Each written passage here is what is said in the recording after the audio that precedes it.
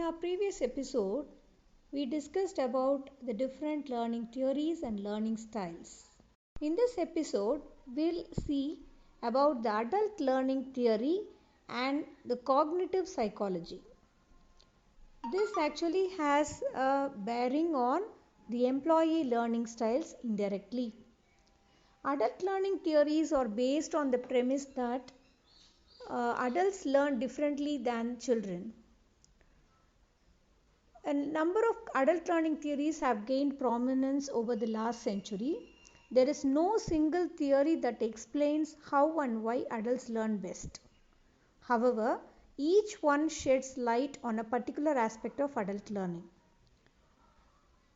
Andragogy is the word developed by Malcolm Knowles in 1968. He described it as the art and science of helping adults learn. There are four basic principles of andragogic approach. Adults learn better from experience even if they make mistakes. Adults favor a pragmatic approach and must be able to apply learning to solve a specific problem. Adults are most interested in learning things that have immediate relevance. Adults need to be involved in the planning and evaluation of their instruction. Next important strategic theory of learning is transformative learning theory developed by Jacques Mezirow in 1978. It posits that all learners use different assumptions, expectations and beliefs to make sense of the world around them. Transformational learning attempts to help learners change or transform their existing frames of reference through a process of problem solving, procedural tasks and self-reflection. Learning transformations occur when individuals face a disorienting dilemma that challenges their existing beliefs and critically reflect upon what has taken place. It is considered one of the stickiest type of learning because it can shift an individual's perspective on how to behave, interact or solve a problem. Transformational learning is best suited for complex analytical processes, situational evaluation and analysis, and personal change and a growth mindset. Experiential learning, developed by David Kolb in 1970s by drawing on the work of John Dewey, Kurt Lewin, and Jean Piaget. Experiential learning requires a hands-on approach that puts the learner at the center of the learning experience. Active participation is the key. The four elements of experiential learning are active involvement, reflection upon practice, conceptualization of the experience, and use of knowledge gained from experience. Experiential learning is best suited for systematic thinking, process-oriented tasks, and mechanical skills development. Self-directed learning. It is rooted in Malcolm Knowles' theory of adult learning. In 1997, D.R. Garrison added elements of self-management to the model. Self-directed learning is a process where individuals take the initiative to diagnose learning needs, form learning goals, identify resources, implement a learning plan, and assess their own results. It often occurs with the help of teachers, mentors, resources, and peers. Requires the learner to be able to access and select appropriate learning. The learner exercises control over all learning decisions. It is ideal for training self-motivated learners, technology-based learning, teaching systems based on process-based knowledge, massive open online courses. Project-based learning. This was developed by John Dewey in 1897, which holds that learners acquire deeper knowledge through active exploration of real-world problems. This was called as the principle of learning by doing. Project-based learning requires learners to solicit feedback and continually review results. This iterative process is believed to increase the possibility of long-term retention of skills and knowledge. It requires the use of diverse skills including inquiry, critical thinking, problem solving, collaboration, and communication. This project-based learning is best suited for long-term project management activities, process improvement, software and technology research and development. Action learning. Developed by Reg Revans in 1982, action learning is an approach to problem solving that involves taking action and reflecting on the results. The goal of action learning is to improve problem solving processes and simplify the resulting solutions. This approach tackles problems by first asking questions to clarify the problem, reflecting and identifying possible solutions, and only then taking action. Questions build group dialogue and cohesiveness, develop innovative and systems thinking, and improve the learning results. Action learning is best suited for uncovering areas of learning need, filling in gaps in organizational knowledge, and team building. Florida Power and Light, a power utility company, was the first US corporation to earn the Deming Prize for Quality in 1990. But before that, it had experienced difficulty with its power generation systems and couldn't effectively convert energy to electricity. In fact, this problem existed for so many years. Finally, they called together a team of people from different FPL areas, Florida Power and Light areas, to troubleshoot the problem. When working together, the team members boosted their problem solving and collaboration skills. As a result, they managed to find the source of the problem and resolve it. Now let us look into the strategies that can be followed to enhance adult learning among the employees. Building a blended learning solution. The learners should be engaged with a blend of learning experiences. For example, classroom can be mixed with online courses to make the learning process more personally interactive and enjoyable. Linking learning to expected results. Most employee learning programs teach a mix of skills, knowledge, processes, procedures, compliance issues, etc. The performance-based outcome that the employee is expected to achieve, and using that knowledge of adult learning theory to select the method that best aligns to the performance needs is the need of the hour. For example, a new hire in an accounts payable role may need to be able to use the accounting software followed by the company to enter and reconcile invoices. An experiential learning approach in a training or sandbox environment will allow learners to apply their knowledge and skills of the software in a realistic way. Formalizing the informal learning. Organizations that follow a growth mindset philosophy encourage long-term employees to chart their own professional development path. Adults who are motivated to learn will benefit from self-directed learning activities. The self-directed learning activities can be initiated by providing the learners with different kinds of learning content for self-study. Building communities for practice. To operate as efficiently as possible, many organizations are in a constant state of reorganization. Job roles and responsibilities, along with internal processes and procedures, change often. A community of practice can help in leading transformational learning initiatives or oversee project-based learning on an enterprise level. Communities of practice should be aligned around higher level strategic needs such as marketing, learning, HR, and finance.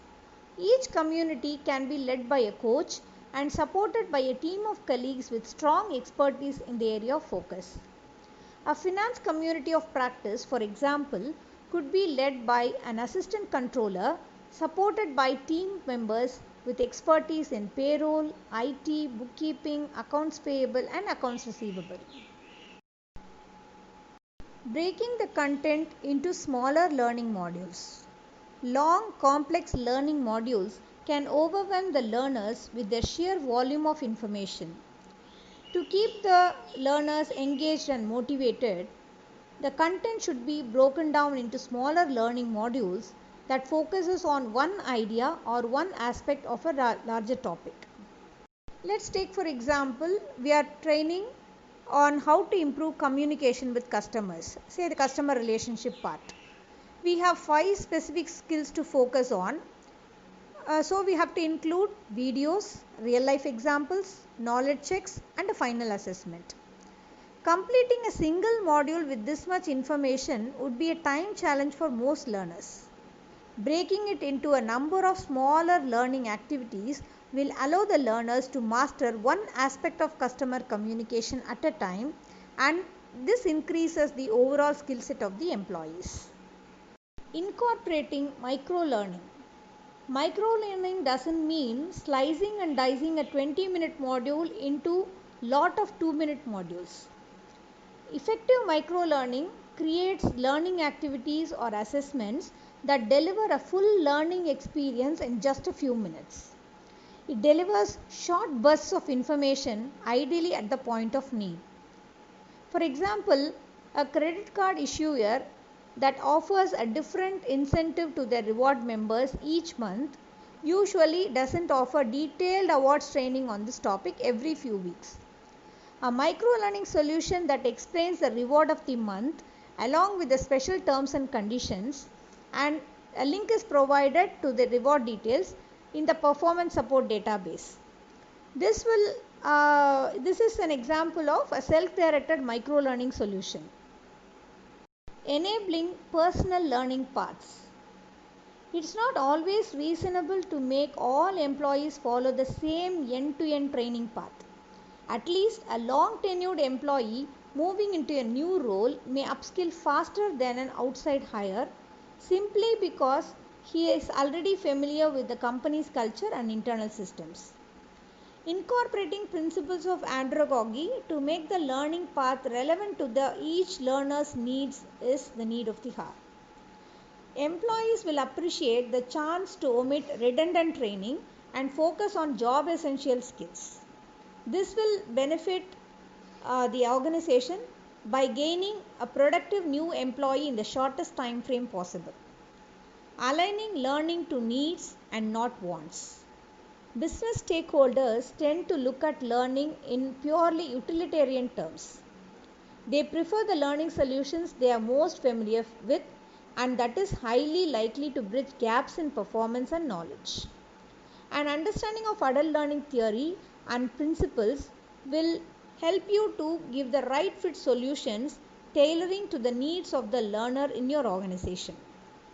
If our goal is to build teams and increase morale, an action learning exercise could have more motivational impact than a classroom lesson on how to get along with co-workers. Burgeoning research in the field of cognitive psychology also has contributed a lot to the learning process in organizations.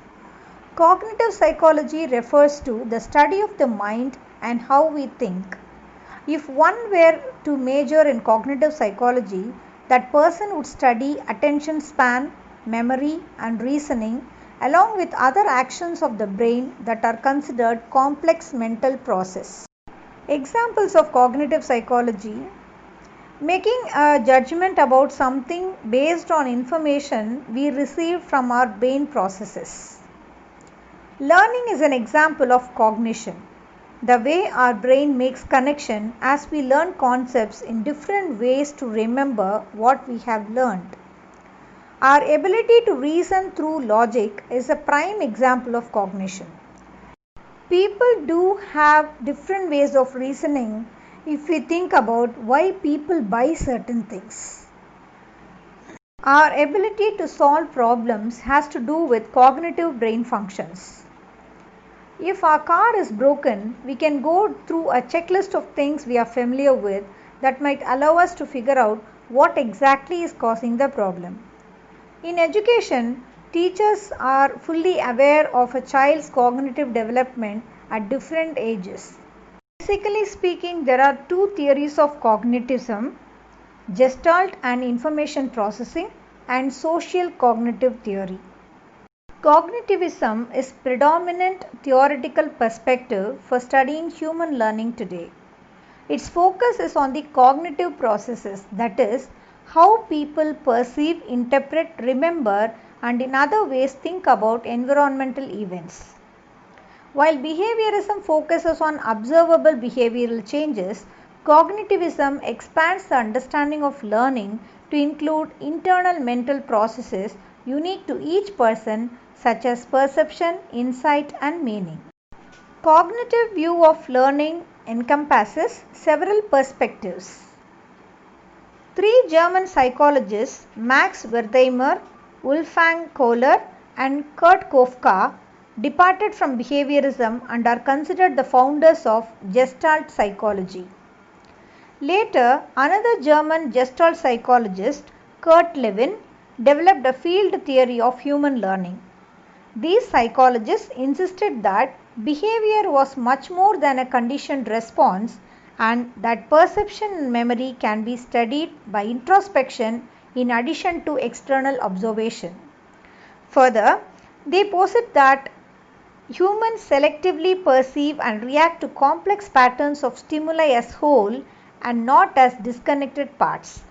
It is the total pattern of stimuli that determines what a person perceives and learns. Gestalt is a German word that means configuration or pattern, the whole or totality. In the field of gestalt psychology, the concept means that the whole is more than merely sum of its parts. Gestalt psychologists hold that psychological phenomena are irreducible wholes that cannot be derived just from analysis of their parts. If the totality of a particular perception is dissected, the meaning is lost according to them. Gestalt and cognitive field theories of learning take into account both the learner and the learning context and all of the individual's experiences and perceptions. In many circumstances, individuals' perceptions are dissimilar and other possible perceptions are not easily seen. Even individuals who experience the same event at the same time may have different perceptions of that event. Because of the tendency to assume that others perceive events the same way we do, we may not be aware that clients may see events differently. The main goal of gestalt psychology perspective is to promote understanding and insight.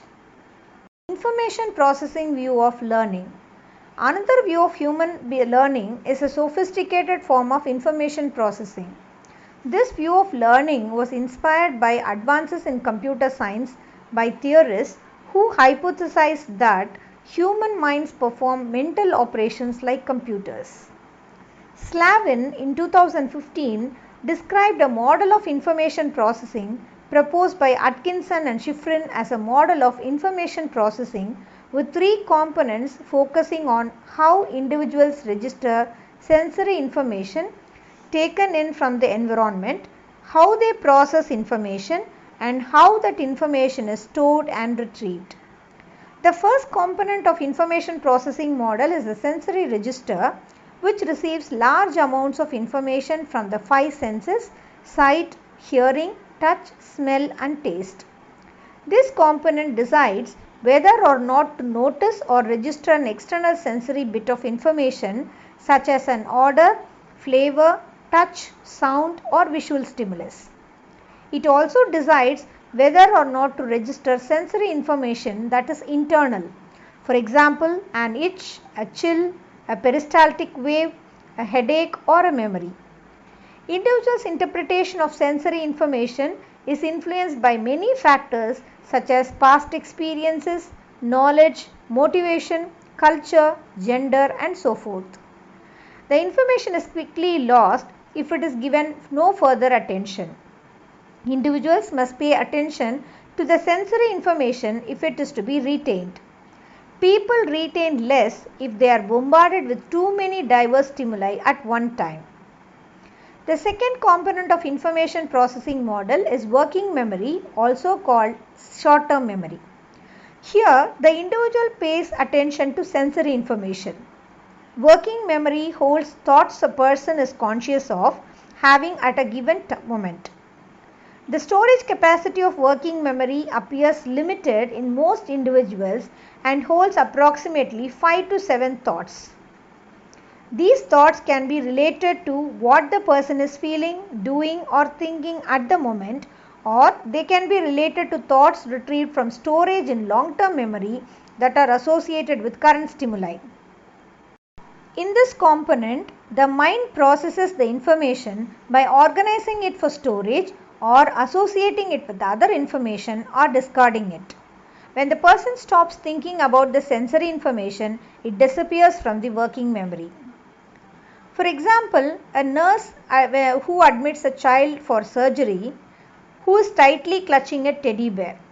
While observing the child's color, breathing ability, alertness and the parent-child interaction, if the nurse remembers a teddy bear from years ago or that of a daughter or a son, such recollections make the nurse more sensitive to the child at hand.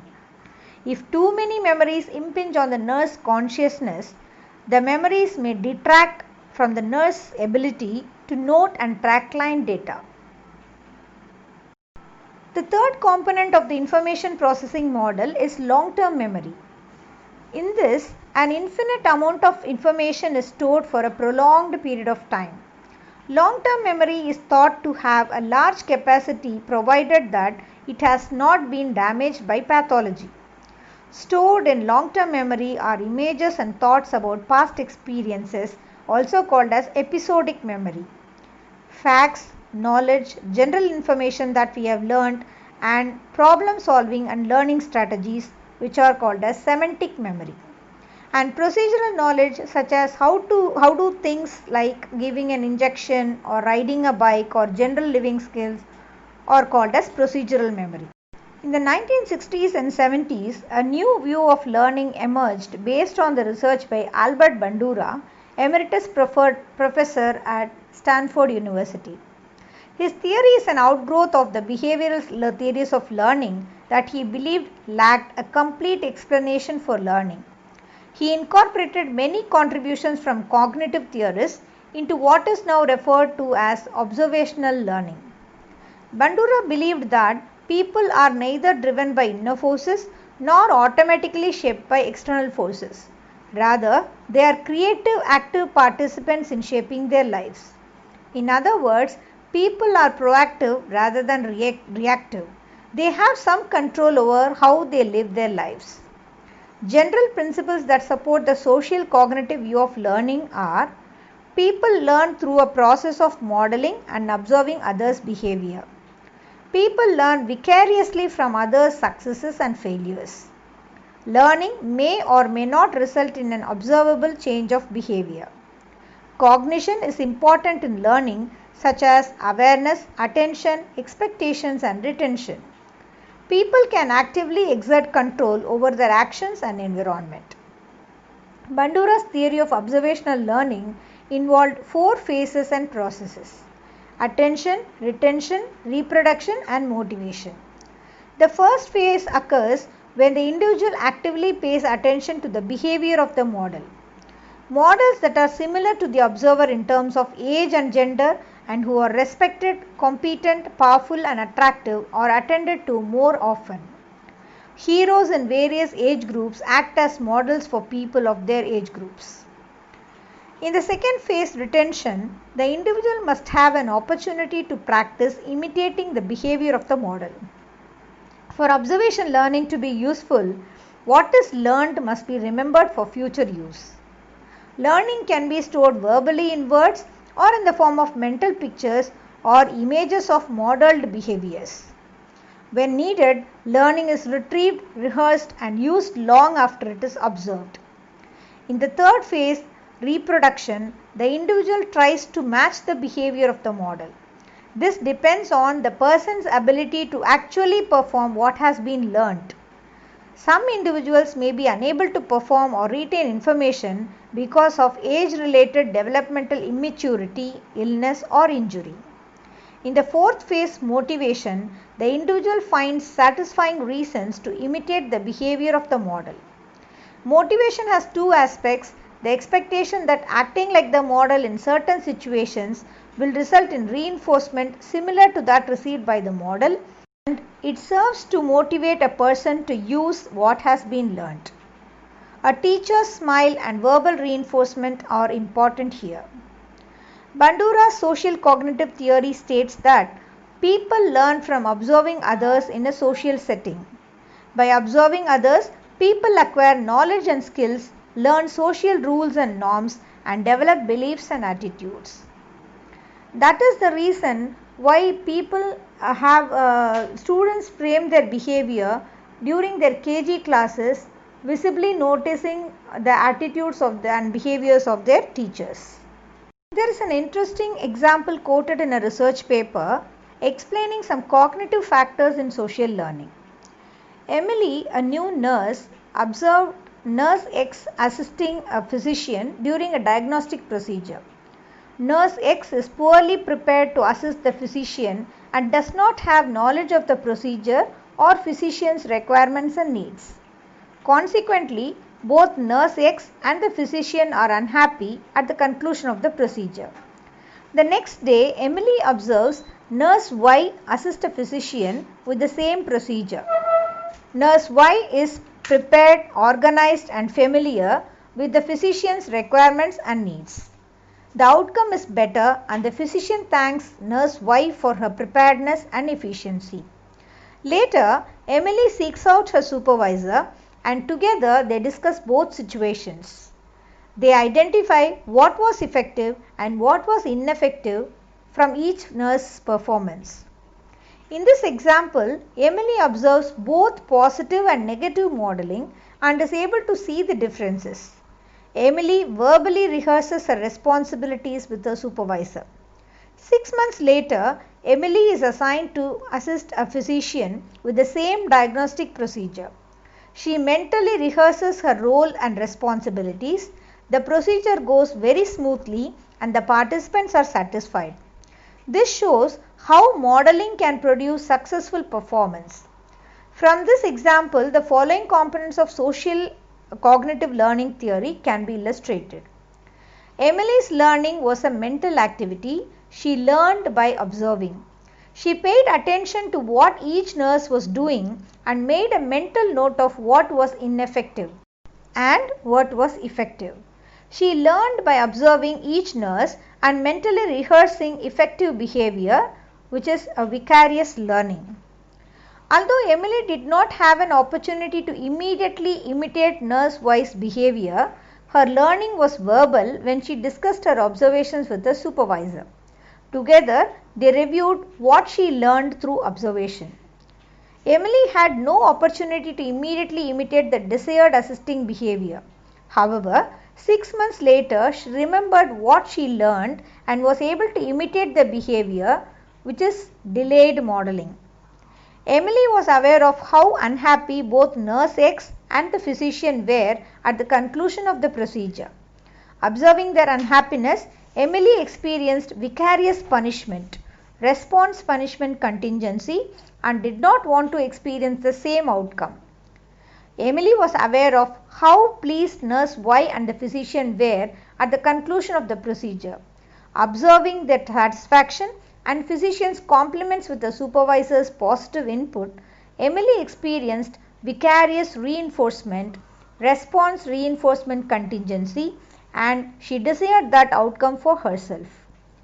Emily felt confident and believed in her ability to successfully perform the behavior. Self-efficacy expectation. Subsequently, when she was in the assisting role again, she fulfilled her expectations of herself and rewarded herself with a mental pat on her back. Depending upon the job, employee characteristics, and the work environment, any of the above theories of learning may be applied by the employees to equip themselves to advance in their career. We'll come together again with a different topic in HRD.